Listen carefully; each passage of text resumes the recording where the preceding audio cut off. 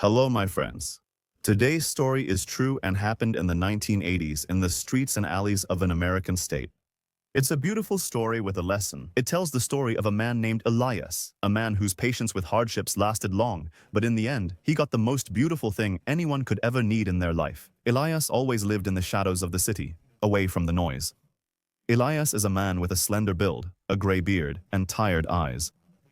He wandered quietly through the alleys and on the sidewalks, a man wearing a faded green jacket and a very thin woolen hat for winter, pushing a rickety shopping cart in front of him, filled with old books, broken radios, and two folded blankets. For most people, Elias was invisible, someone less than ordinary. But the truth is, Elias was a genius.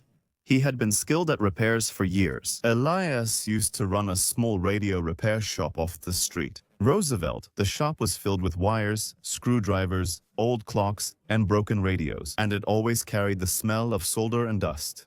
It wasn't a glamorous job, but it was an honest one that he loved. Elias had a wife named Noreen and a son named Peter, whom he once described as the smartest man in the world. But after Noreen fell ill, everything changed. The medical bills piled up, and Elias sold everything to try to save her. His tools, his shop, even the old watch that Noreen gave him on their 10th wedding anniversary. When she died, the light went out in Elias's world. Peter, who was only 17 at the time, became sad and withdrawn. They argued and exchanged words, and one day Peter left and disappeared into the city without saying goodbye. On that day, Elias quit fixing things and began wandering the streets.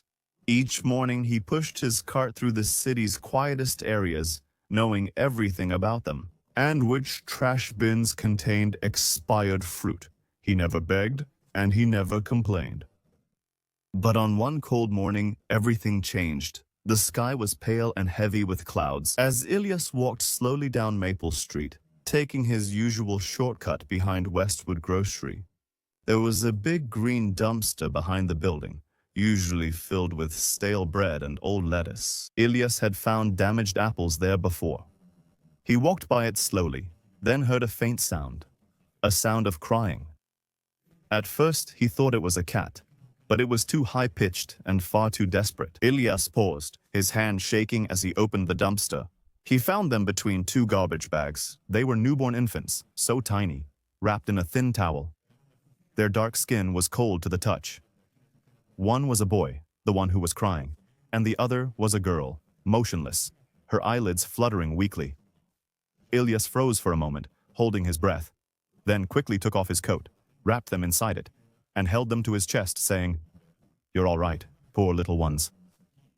Then he whispered, "I'm here for you." Now, he didn't think. He just moved, heading straight to St. Mary's Hospital. His knees were aching, and his arms were numb, but he didn't stop until he reached the reception desk. Elias shouted, "Please, help them!" What followed was chaos as doctors and nurses crowded around the children. A pediatric team was called, and warmers were brought in. Elias stood outside the emergency room, drenched in sweat and trembling, watching each second as if his life depended on it.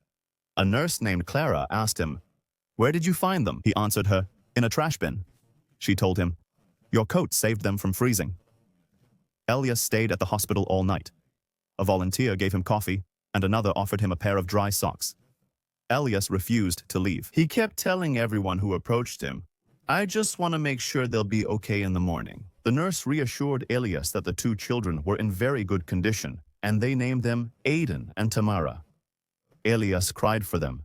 Holding them had ignited something inside him, something he had forgotten as the days passed. In the following weeks, Elias became a familiar face at the hospital. He visited the two children daily, sitting quietly in front of the nursery window, watching them as they grew and became stronger. He enjoyed Nurse Clara's stories about the two children, but Elias knew that happy moments wouldn't last forever. Social services have arrived, and the twins will be placed in foster care. Elias had no home, income, or legal right to seek custody of the children, and couldn't adopt them no matter how much he pleaded. And on the day they were taken away, Clara whispered to him, "You saved their lives. That's what matters." He nodded, eyes full of tears, as he silently said goodbye before they vanished. Elias returned to the streets, changed, and began fixing things again. The radios he collected from junkyards and the abandoned bicycles in the alleys, after fixing them, he would give them to a local shelter. He helped a blind woman repair her walker. He taught a teenage boy how to fix a lamp. He kept himself busy because he was waiting for something, because there was a feeling inside him that told him he hadn't seen the end of those two children yet. Until the day came when it had been 20 years since Elias found the twins behind the dumpster. After 20 years, his beard was completely white, his walk was slower, and his hands were more fragile. He lived in the Haven House shelter, had a small bed in the corner, and shared meals with others who also carried a heavy past. His life didn't get better, but he found a strange peace in the simplicity of fixing broken light bulbs for his fellow residents, making toys from scraps, and giving advice to young people who were on the verge of falling through the cracks of life. And every year, on November 3rd, Elias would return to the alley behind the Westwood grocery store, not to remember the moment he saved them. He never forgot it. He honored it. He would leave something warm behind in that place. A scarf, a baby blanket, a pair of gloves. He considered this an honor for the day that brought his passion back to life. He never knew what happened to the children, but sometimes he imagined they were living peacefully with a kind family until everything changed. It all started with a letter that arrived in an envelope with golden edges. The name on the front was written as Mr. Elias Franklin, and inside there was a handwritten letter. Dear Mr. Franklin, you once saved 2 lives, and we have never forgotten and never will. You are invited to be our guest of honor. We await you at the Riverside Hall for the banquet on December 12th at 6 o'clock in the evening. A formal tie is not required. Just come as you are. There was no signature. Elias thought there must be a mistake as he hadn't been invited to any event in decades. But something about the handwriting seemed familiar. On the evening of December 12th, he put on a clean shirt and a navy coat that a volunteer at the shelter had given him, polished his old shoes with tissues and hand lotion, combed his hair, and then took the bus to Riverside. When he arrived, his heart nearly stopped. The building was glowing with light and laughter, people in suits and dresses everywhere. Waiters passing trays of sparkling drinks. He hesitated at the door, and the hostess at reception smiled and asked, Mr. Franklin? He nodded, and she said, This way, please. Please. Translation by Nancy Kanka.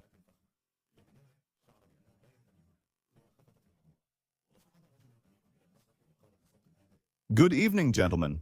Tonight, we have gathered not only for the charity event, but also for another important matter. A girl walked up beside him with a friendly smile. Then the man continued, saying, 20 years ago, my sister and I were left to die behind a dumpster. We don't remember that day, but we heard the story of the one who saved us, a man who had nothing but his coat. He didn't just pass by. He gave us everything. When he had nothing, Elias felt his knees weaken, and someone gently guided him to step up onto the stage. The entire hall stood up, applauding warmly. The siblings came down and hugged him. The girl said, I'm Tamara. And the man whispered, and I'm Adon. The first one said, You named us before you even knew us. Elias couldn't even speak.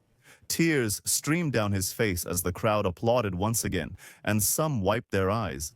Then Tamara turned to the crowd and said with a wide smile, Because of Elias, I became a heart surgeon. As for Eden, he became a structural engineer and just opened his own nonprofit organization to build affordable homes to help everyone.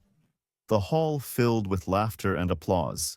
Eden continued, But that's not why we're here, and added, We're here because it's time to give back. And on the screen behind them, an image appeared of a cozy house with a swing on the porch and a beautiful garden. Tamara took Elias's hand, handed him a set of keys and said, This is for you. Fully paid and registered in your name. Elias gasped. No, I can't, but Tamara patted his hand. He also said, in addition to a monthly salary, medical coverage, and a fully equipped workshop in the back, in case you ever want to fix things someday. The hall erupted in applause again. Elias sat in disbelief and asked them, Why me?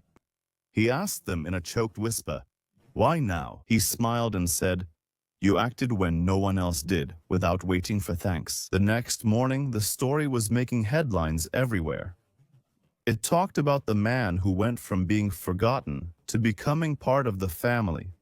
the story of the homeless man who saved 2 children and reaped the rewards of the good he had done. 20 years later, Elias moved into the house after 2 weeks.